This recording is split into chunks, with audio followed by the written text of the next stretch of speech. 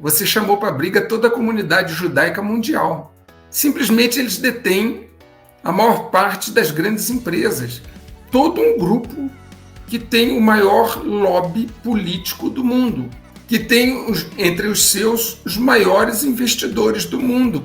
Essa é a fórmula perfeita para a falência, entendeu? Porque você já não está atraindo o capital europeu, você já não está atraindo o capital americano, agora você brigou com a maior comunidade econômico-financeira do mundo.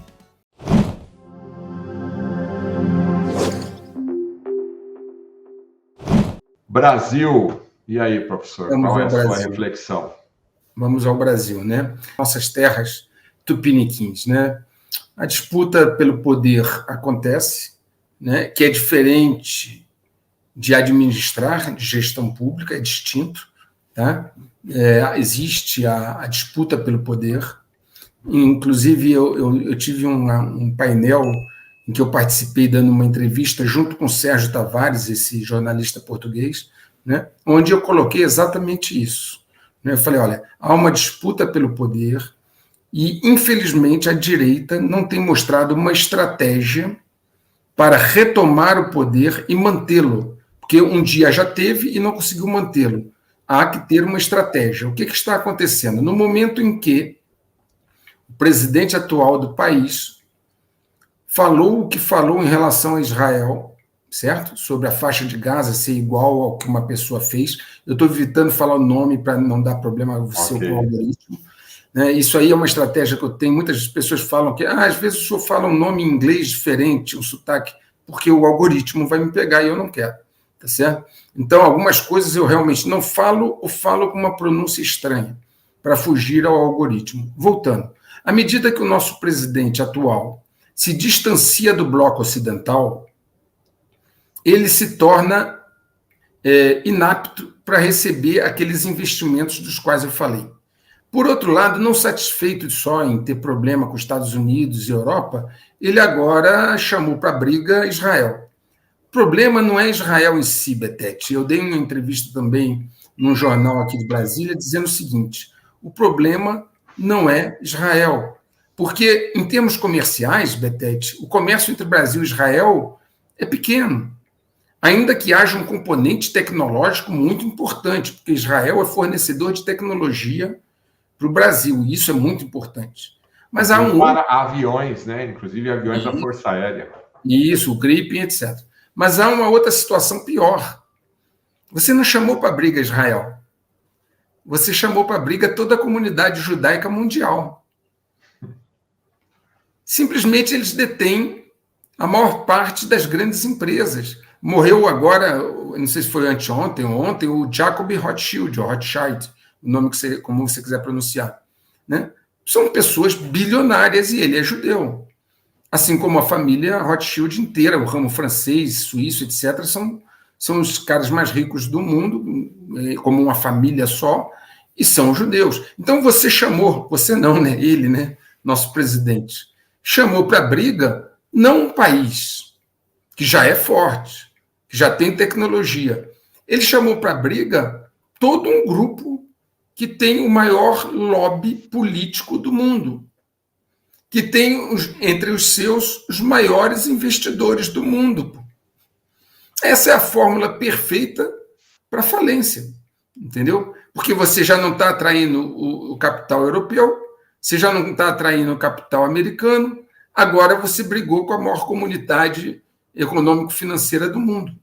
Então, do ponto de vista de política externa, eu não estou entrando aqui em questões ideológicas para não polemizar, eu estou falando apenas de pragmatismo resultado. Tá certo? Foi um movimento inadequado, impróprio, exceto se ele quiser criar o caos no país. Aí vejam lá no 126.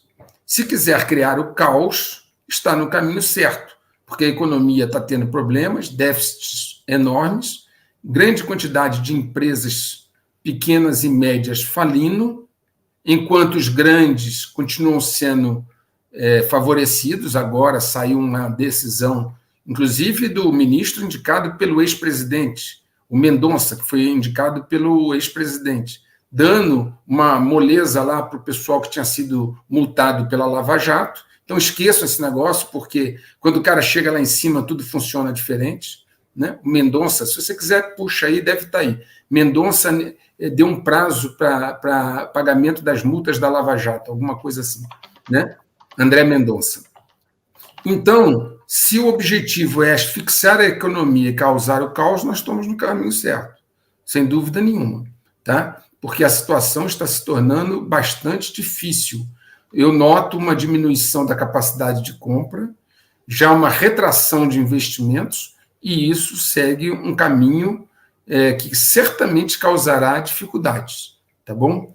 Bom, isso do ponto de vista da economia, os déficits contínuos são gerados pela necessidade de gastar. Você tem uma necessidade de cooptar pessoas, então você tem que gastar. Né? Não está preocupado com o que vai entrar, mas com o gasto. E aí a situação se torna difícil.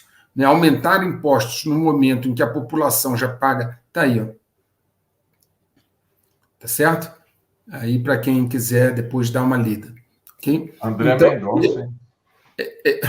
Esqueçam, eu digo, disputa de poder não tem nada a ver com ideologia, com credos, com entendimentos.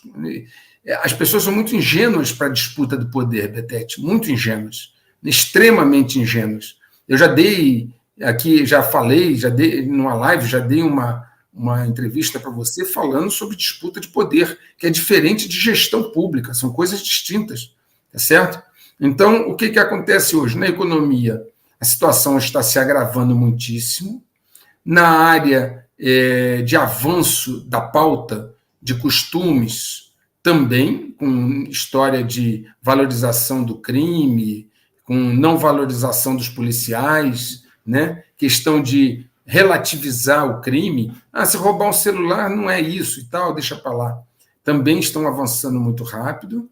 E na questão política própria, Forças Armadas nem vão entrar, porque elas hoje são inexistentes, né? Do ponto de vista de peso em qualquer situação.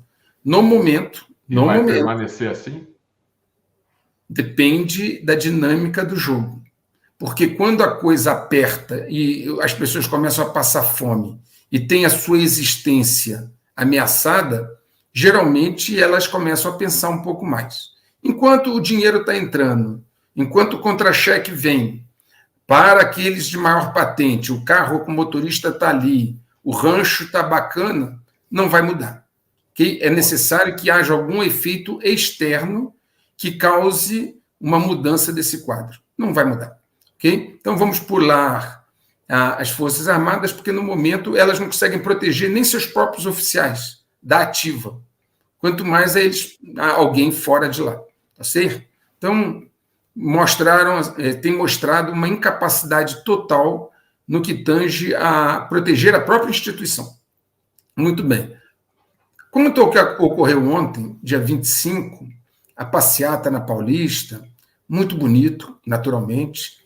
Toda mobilização popular tem seu valor, né? É importante como uma demonstração, mas não muda o jogo político em nada.